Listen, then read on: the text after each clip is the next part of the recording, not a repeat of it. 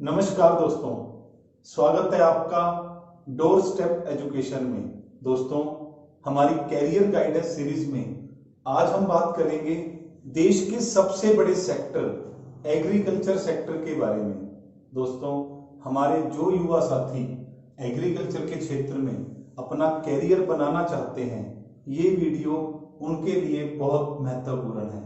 दोस्तों, इस वीडियो के माध्यम से हम आपको बताएंगे कि आज हमारा देश एग्रीकल्चर में कहां स्टैंड कर रहा है। दोस्तों, हमारे देश में एग्रीकल्चर में क्या क्या दिक्कतें हैं, कैसे उसका समाधान हो सकता है, भारत में एग्रीकल्चर से करोड़ों कमाने वाले किसान कौन से हैं। दोस्तों, कितनी तरह के कोर्सेज भारत सरकार के द्वारा एग्रीकल्चर को डेवलप करने के लिए चलाए जा रहे हैं, उन सभी कोर्सेज का स्कोप क्या है, कैसे और कहां से कम कीमत में आप उन कोर्सेज को कर सकते हैं, कैसे आप एग्रीकल्चर सेक्टर में अपना शानदार कैरियर बना सकते हैं। दोस्तों, आपको जानकर हैरानी होगी कि हमारा देश एग्रीकल्चर में दुनिया में दूसरा सबसे बड़ा देश है, दुनिया में दूसरे नंबर का देश है।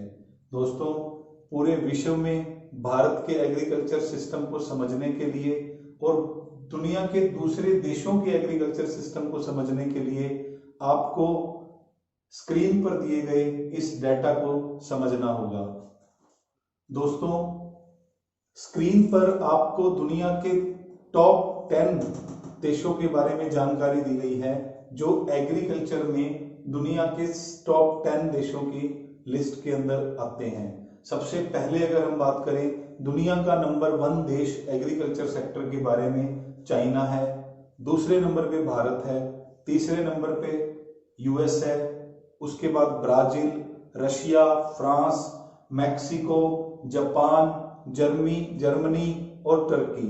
दोस्तों, इन सब में हम बात करेंगे पहले 3 देशों के बारे में। दोस्तों, चाइना के बारे में अगर हम बात करें तो चाइना की 140 करोड़ जनसंख्या है, जिसमें 78 करोड़ जनसंख्या उनकी काम करती है, वर्किंग पॉपुलेशन है 140 करोड़ में से 78 करोड़, और उनकी वर्किंग पॉपुलेशन का मात्र 25% लगभग 19.5 करोड़ लोग एग्रीकल्चर में काम करते हैं, और जीडीपी के अंदर चाइना के एग्रीकल्चर सेक्टर का कंट्रीब्यूशन लगभग 8.5% है।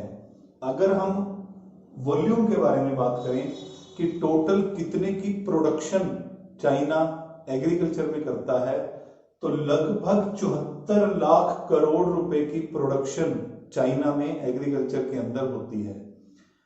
दूसरे नंबर का दुनिया का सबसे बड़ा देश एग्रीकल्चर प्रोड्यूस करने वाला है भारत।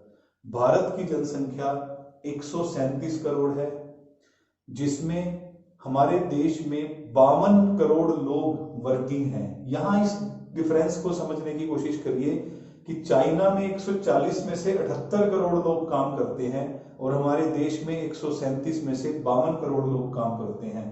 लगभग 26 करोड़ लोग हमारे देश में कम काम करते हैं, जो कोई काम ही नहीं कर रहे इन चाइना के मुकाबले में, और हमारे देश में इन 52 करोड़ लोगों में से लगभग 42% लोग 21 करोड़ 84 लाख लगभग 22 करोड़ लोग एग्रीकल्चर में काम करते हैं, और हमारे जीडीपी का लगभग 16% पार्ट एग्रीकल्चर से आता है। मतलब एग्रीकल्चर में हमारे देश की बहुत बड़ी जिम्मेदारी को उठा रखा है। और अगर हम gross value cost of production की बात करें, वॉल्यूम की बात करें कि कितने की लगभग प्रोडक्शन हमारा देश करता है, तो वो लगभग 30 लाख करोड़ रुपए की प्रोडक्शन हमारा देश एग्रीकल्चर से करता है। यहां 2 बातों को समझना बहुत जरूरी है। चाइना हमारे से 2 करोड़ कम पॉपुलेशन वहां एग्रीकल्चर में काम करती है, और हमारे से 2.5 गुना ज्यादा उनका रिवेन्यू बनता है, लगभग उतनी ही जमीन से जितनी जमीन हम लोग एग्रीकल्चर के लिए यूज करते हैं। इसका कारण क्या है? दोस्तों, अगर हम तीसरे नंबर के देश के बारे में भी बात करें तो यहाँ आप देखेंगे कि यूएस की कुल पॉपुलेशन लगभग 32 करोड़ है। इस 32 करोड़ पॉपुलेशन में से लगभग 16 करोड़ लोग काम करते हैं और इस 16 करोड़ में से 11% मात्र 1 करोड़ 76 लाख लोग, लगभग 2.25 करोड़ लोग ही एग्रीकल्चर के क्षेत्र में यूएस में काम करते हैं और उनकी जीडीपी में मात्र 1% कंट्रीब्यूशन एग्रीकल्चर का है। और अगर हम वॉल्यूम के ऊपर बात करें तो लगभग 13.5 लाख करोड़ रुपए का वॉल्यूम एग्रीकल्चर से यूएस प्रोड्यूस करता है। दोस्तों यहां आप ये देखिए, हमारे देश में 21 करोड़ 84 लाख, लगभग 22 करोड़ लोग एग्रीकल्चर में काम करते हैं। यूएस के अंदर लगभग 2.25 करोड़ लोग, हमारे से लगभग 13 गुना कम। और अगर हम वैल्यू ऑफ प्रोडक्शन की बात करें तो उनकी वैल्यू ऑफ प्रोडक्शन मात्र हमारे से आधे से थोड़ी सी कम है। इसका कारण क्या है? यही सबसे बड़ा कारण है कि हमारे देश का किसान गरीब है। हमारे देश के किसान ट्रेडिशनल खेती की तरफ ज्यादा काम कर रहा है।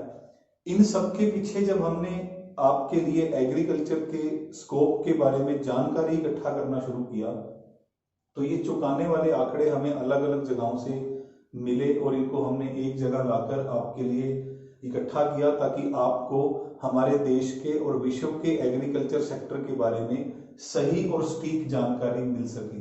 दोस्तों जब हमने इसका कारण खोजने की कोशिश की कि हमारे देश के किसानों में और दूसरे देश के किसानों में एग्रीकल्चर प्रोडक्शन के प्रति दिक्कत कहां पे है कि हम लोग ज्यादा मैन पावर को यूज करके भी बहुत कम प्रोडक्शन ले रहे हैं और दूसरे देश कम मैन पावर को यूज करके ज्यादा प्रोडक्शन ले रहे हैं, हमारे से कई गुना ज्यादा रिवेन्यू जनरेट कर रहे हैं। इसके पीछे सबसे बड़ा कारण क्या है? तो हमें सबसे बड़ा कारण इस चीज के पीछे मिला कि हमारे देश का किसान, लगभग किसान ट्रेडिशनल खेती की तरफ काम कर रहा है। वो अपने खेतों में, अपनी जमीनों में जो आधुनिक खेती है, नए नए टेक्नोलॉजी के साथ जुड़ के जो खेती को करना है, उसकी तरफ उसका झुकाव कम है। उसके पीछे बहुत सारे कारण हो सकते हैं। अवेयरनेस भी एक कारण हो सकता है। हमारी जो नई जनरेशन आज एग्रीकल्चर के अंदर अपना इंटरेस्ट नहीं ले रही और वो नई नई चीजों को लाके एक मॉडर्न एग्रीकल्चर की तरफ काम नहीं कर रही, ये भी एक बहुत बड़ा कारण हो सकता है। दोस्तों आइए हम आपको देश के वो 10 टॉप एग्रीकल्चरिस्ट, वो टॉप किसान जिन्होंने आधुनिक खेती को अपनाया, मॉडर्न टेक्निक से उन्होंने खेती की और आज वो मात्र 2 से 10 एकड़ लैंड का प्रयोग करके भी करोड़ों करोड़ों रुपए कमा रहे हैं। आपको उनके बारे में भी पूरी जानकारी होनी चाहिए। उसके बाद हम उससे आगे बात करेंगे एग्रीकल्चर के स्कोप के बारे में। दोस्तों आगे हम बात करते हैं भारत के 10 सबसे अमीर किसानों के बारे में जिन्होंने भारत में एग्रीकल्चर के क्षेत्र में बहुत बड़ा मुकाम हासिल किया है। इन लोगों ने मात्र 2 से 10 एकड़ लैंड में करोड़ों की कमाई की है। सबसे पहले हम बात करेंगे 10वें नंबर के किसान विश्वनाथ जी के बारे में, जिनके जिले में सूखा होने के बावजूद भी उन्होंने 1 एकड़ से साल में 10 लाख रुपए कमाए हैं। विश्वनाथ जी महाराष्ट्र के बहरवाड़ी गांव से आते हैं। जब वहां के किसान आत्महत्या कर रहे थे तब वे उसी खेती से लाखों कमा रहे थे। विश्वनाथ जी ने मल्टी क्रॉपिंग के फॉर्मूले को अपनाकर 1 एकड़ से 10 लाख रुपए तक की कमाई की। विश्वनाथ जी साल में 3 बार 6 से 7 फसलों की एक साथ कटाई करते हैं और लाखों कमाते हैं। अगर हम बात करते हैं 9वें नंबर के किसान, हमारे गुजरात के बनासकांठा से आने वाले हैं गीनाभाई पटेल। गीनाभाई पटेल जी के बारे में अगर हम बात करें तो ये एक दिव्यांग होते हुए भी करोड़ों किसानों के लिए एक प्रेरणा का स्रोत बने हैं। उन्होंने अनार की खेती से करोड़ों रुपए की कमाई की। गीनाभाई पटेल जी को हमारे राष्ट्रपति जी के द्वारा राष्ट्रपति अवार्ड से भी सम्मानित किया गया। 2004 में जब उन्होंने अनार की खेती शुरू की तब वहां के आसपास के किसान उनका बहुत अधिक मजाक उड़ाते थे, उनके बारे में गलत बोलते थे। गीनाभाई जी ने ड्रिप इरिगेशन पद्धति को अपनाकर करोड़ों की कमाई की। केमिकल और फर्टिलाइजर की खाद को प्रयोग ना करके उन्होंने देसी खाद का प्रयोग किया। दोस्तों आगे हम बात करेंगे 8वें नंबर के हमारे किसान रजीव बिट्टू जी के बारे में। रजीव बिट्टू जी ने अपनी नौकरी छोड़कर मात्र 1 एकड़ जमीन से मात्र 1 एकड़ जमीन को ठेके पर लेकर अपनी खेती शुरू की थी। ये झारखंड के कुच्चू गांव के रहने वाले हैं। आज रजीव बिट्टू 50 से अधिक एकड़ जमीन ठेके पर लेकर खेती करते हैं और इनकी सालाना आमदन 50 लाख रुपए से अधिक है। दोस्तों आगे हम बात करते हैं हमारे 7वें नंबर के किसान हरीश धनदेव जी के बारे में, जो पेशे से इंजीनियर हैं और इन्होंने अपनी एक अच्छी नौकरी को छोड़कर खेती के अंदर अपना कैरियर शुरू किया। हरीश राजस्थान से रहने वाले हैं और ये एलोवेरा की खेती करते हैं। इन्होंने धनदेव एलोवेरा के नाम से अपनी कंपनी भी बनाई और अपनी कंपनी के माध्यम से ये अपना सारा का सारा एलोवेरा, जितना भी एलोवेरा ये प्रोड्यूस करते हैं वो सारा एलोवेरा ये पतंजलि को बेच देते हैं। इनकी सालाना टर्नओवर 2 करोड़ रुपए से ज्यादा है। और आगे हम बात करेंगे 6वें नंबर के किसान सचिन काला जी के बारे में। सचिन काली जी ये भी एक इंजीनियर हैं और नौकरी छोड़कर 2014 में इन्होंने एग्रीकल्चर के बिजनेस को शुरू किया। इन्होंने अपनी खुद की कंपनी बनाई, innovative agri life solution private limited, इस नाम से अपनी कंपनी बनाकर आज ये 200 से ज्यादा फार्मर्स को इकट्ठा करके कॉन्ट्रैक्ट फार्मिंग पे काम करते हैं और करोड़ों रुपए कमाते हैं। दोस्तों आगे हम बात कर रहे हैं 5वें नंबर के हमारे किसान खेमाराम जी के बारे में। अगर हम बात करें खेमाराम जी के बारे में, अगर खेती की बात करें तो इजराइल दुनिया का सबसे आधुनिक ऐसा देश है जो आधुनिक तरीके से खेती करता है। खेमाराम जी ने राजस्थान में इजराइल की तर्ज पर आधुनिक खेती की शुरुआत की। ये राजस्थान के जयपुर जिले के कुमावता गांव के रहने वाले हैं। ये पॉली हाउस तकनीक से खेती करते हैं। आज खेमाराम जी 30,000 वर्ग मीटर के पॉली हाउस में काम करते हैं और ये करोड़ों रुपए कमाते हैं अपने उस पॉली हाउस से। दोस्तों पॉली हाउस तकनीक को स्टार्ट करने वाले राजस्थान के ये पहले किसान थे। आज इनके पास खुद के 7 पॉली हाउस, 2 तालाब और 40 केवी का सोलर पैनल है।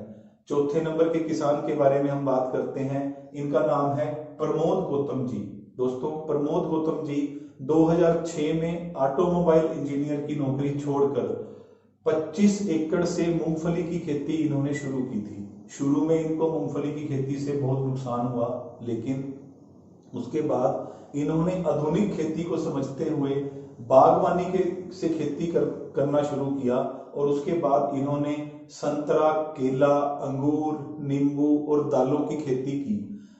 साथ में अपनी एक फूड प्रोसेसिंग कंपनी भी बनाई, उसकी फैक्ट्री भी लगाई और वंदना ब्रांड के नाम से आज इनके प्रोडक्ट मार्केट में बिकते हैं और ये अपने उन प्रोडक्टों को बेचकर करोड़ों रुपए कमाते हैं। दोस्तों आगे हम बात करेंगे तीसरे नंबर के किसान ज्ञानेश्वर बोड़के जी के बारे में। इन्होंने भी अपनी नौकरी छोड़कर फूलों की खेती से अपना कैरियर शुरू किया था।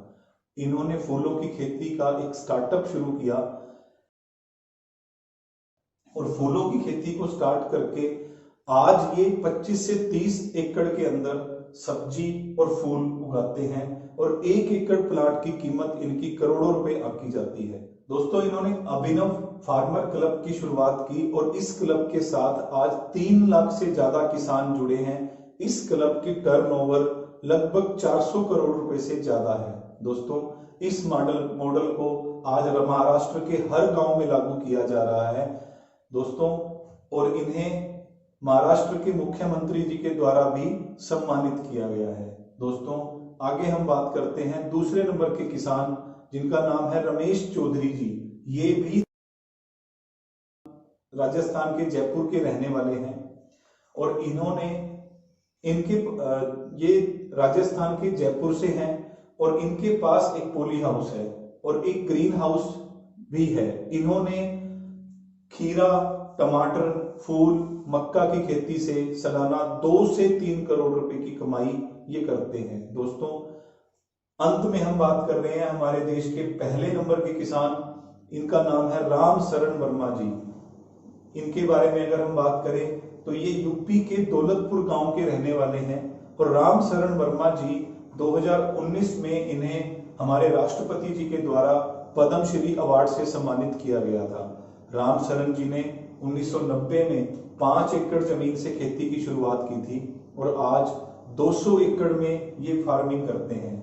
ये मुख्य रूप से आधुनिक खेती का प्रयोग करते हुए केला, टमाटर, आलू की खेती करते हैं और इस खेती से ये करोड़ों रुपए कमाते हैं। ये अपने आसपास के क्षेत्र में एक प्रेरणा का स्रोत हैं और ये वो फार्मर हैं जिन्होंने बहुत थोड़ी जमीन से खेती शुरू करके अपनी खेती को बहुत ऊंचे मकाम तक ये लोग ले गए और इन्होंने अपनी खेती से करोड़ों रुपए की कमाई की।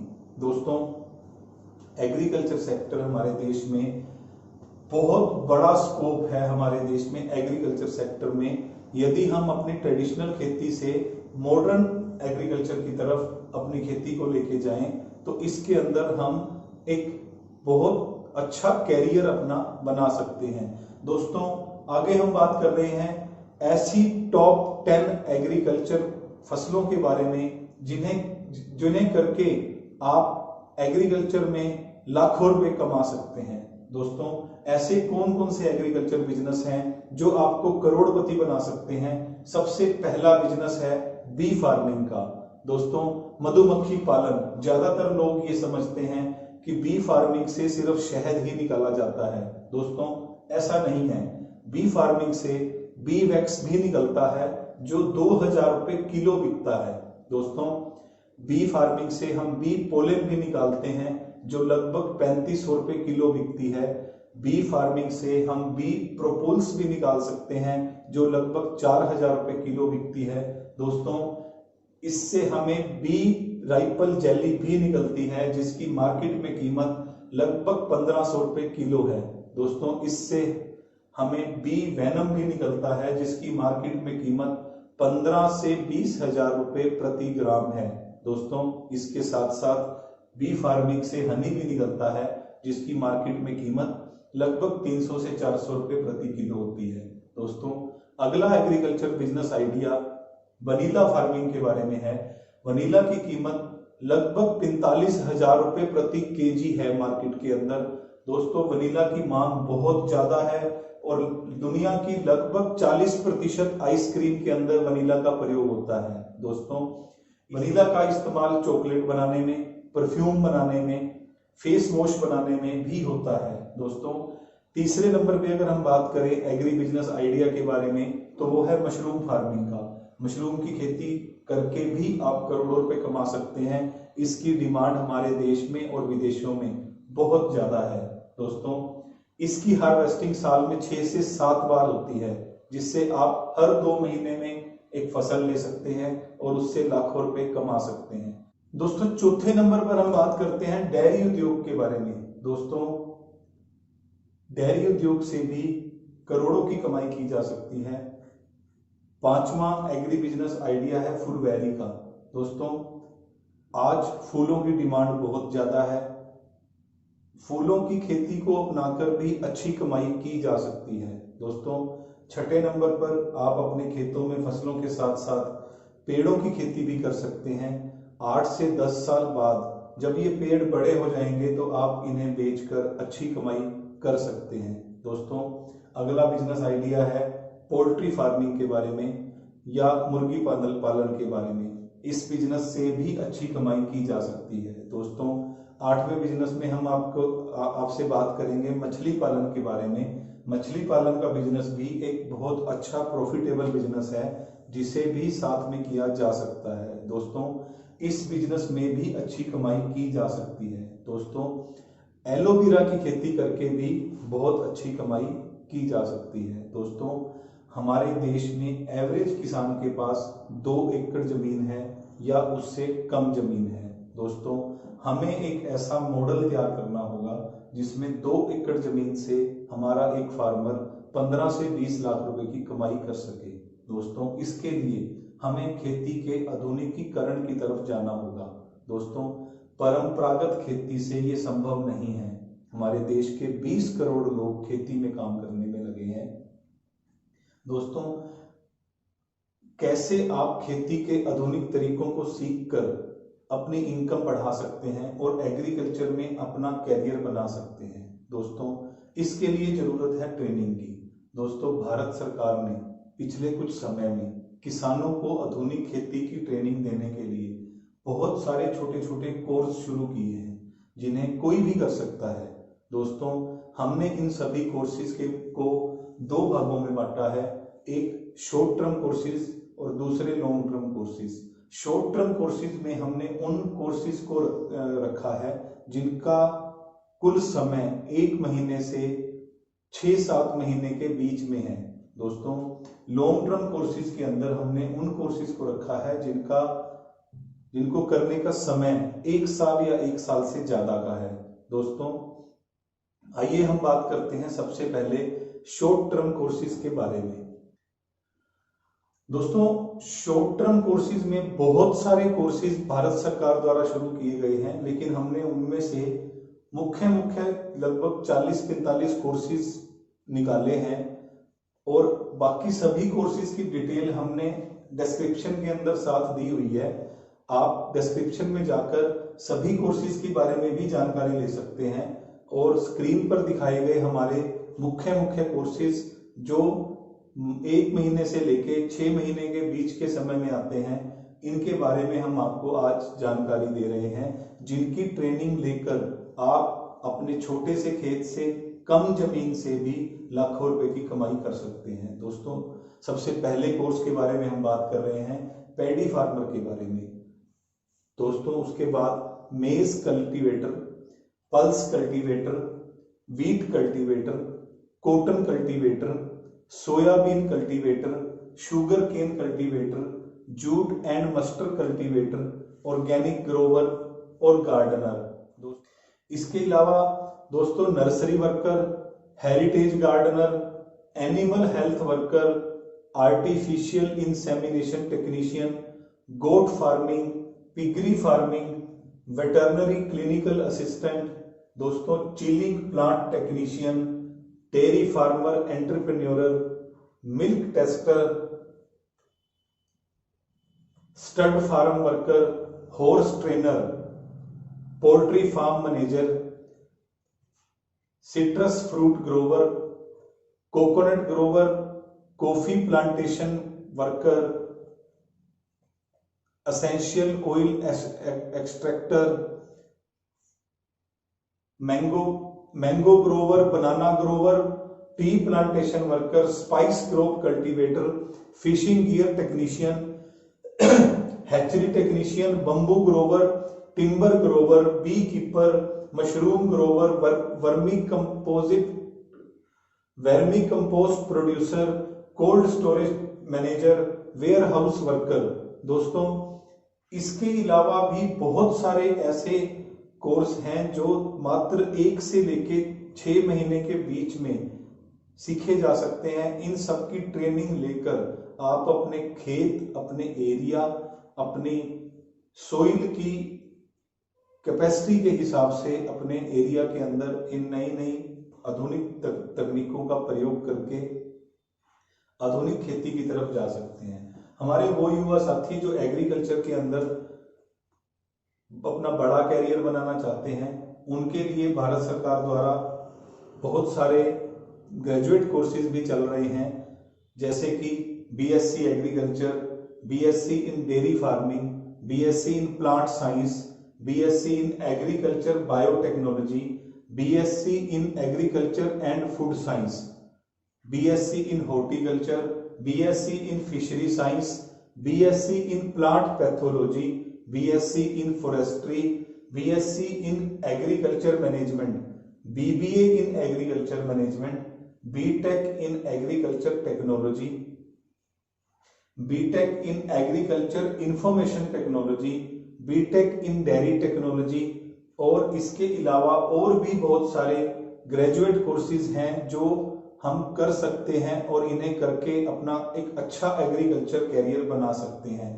ग्रेजुएशन के एग्रीकल्चर कोर्सेज करने के बाद अगर हमारे कोई युवा साथी एग्रीकल्चर में साइंटिस्ट बनना चाहते हैं या मास्टर डिग्री करके एग्रीकल्चर सेक्टर में आगे एक लेक्चरर के रूप में काम करना चाहते हैं या अपनी कोई एग्रो इंडस्ट्री खड़ी करना चाहते हैं, तो उसके लिए वो मास्टर डिग्री कोर्सेज भी इन्हीं सब स्ट्रीम्स के अंदर कर सकते हैं। दोस्तों आगे हम बात करेंगे ऐसे संस्थानों के बारे में जो एग्रीकल्चर के अंदर आपको इन सभी कोर्सेज कराने में बहुत अच्छी भूमिका निभाते हैं। इन सभी कोर्सेज में बहुत सारे सरकारी संस्थान भी लगे हैं जिनके अंदर या तो फीस नहीं ली जाती या बहुत कम फीस लेकर ये आपको एग्रीकल्चर के क्षेत्र में मॉडर्न एग्रीकल्चर टेक्निक्स की पूरी जानकारी देते हैं। अगर हम बात करें एग्रीकल्चर के टॉप कॉलेजेस के बारे में तो सबसे पहले हम बात करेंगे NDRI करनाल के बारे में, Indian agriculture research institute new Delhi, GB Pant university of agriculture and technology Pantnagar, Chaudhary Charan Singh Haryana agriculture university Hisar, Indian veterinary research institute Bareilly, Jayashankar Telangana state agriculture university Hyderabad, Jayashankar Telangana state agriculture university Hyderabad, Guru Angad Dev veterinary and animal sciences Ludhiana, Jawaharlal Nehru Krishi Vishwavidyalaya Jabalpur, Indira Gandhi कृषि विश्वविद्यालय रायपुर,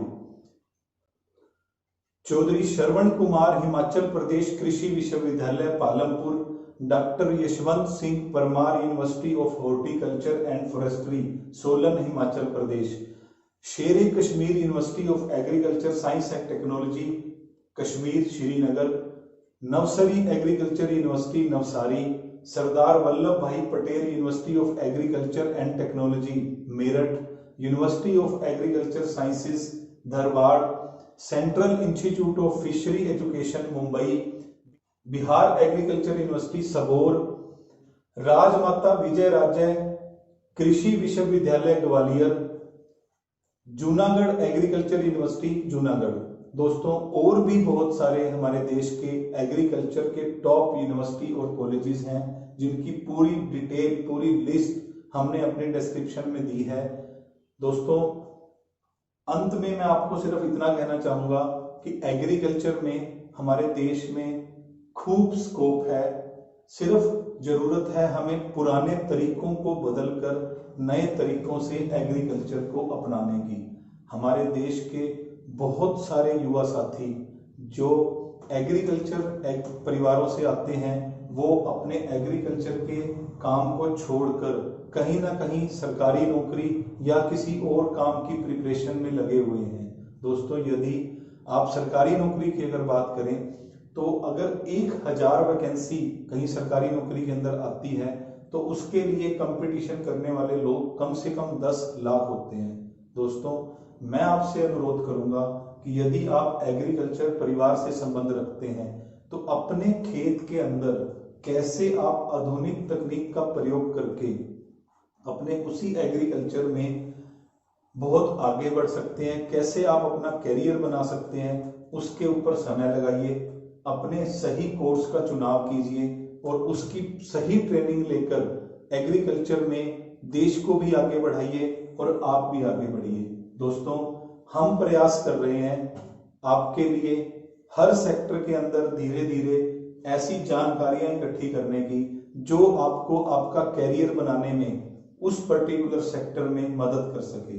दोस्तों अंत में मैं आपसे एक ही अनुरोध करूंगा, हमारी ये प्रयास सिर्फ आपको कैरियर गाइडेंस के ऊपर जानकारी देने की है, लेकिन हमारे इस प्रयास की सराहना आपसे हमें सिर्फ एक ही सूरत में मिल सकती है कि आप हमारे चैनल को अधिक से अधिक सब्सक्राइब करें, लाइक करें और शेयर करें, ताकि देश के हर बच्चे तक हमारे द्वारा दी जाने वाली जानकारी पहुंच सके और वो उसे अपना सही कैरियर का चुनाव करने में एक गाइडेंस मिल सके। दोस्तों डोर स्टेप एजुकेशन के साथ जुड़े रहने के लिए आपका बहुत बहुत धन्यवाद। नमस्कार।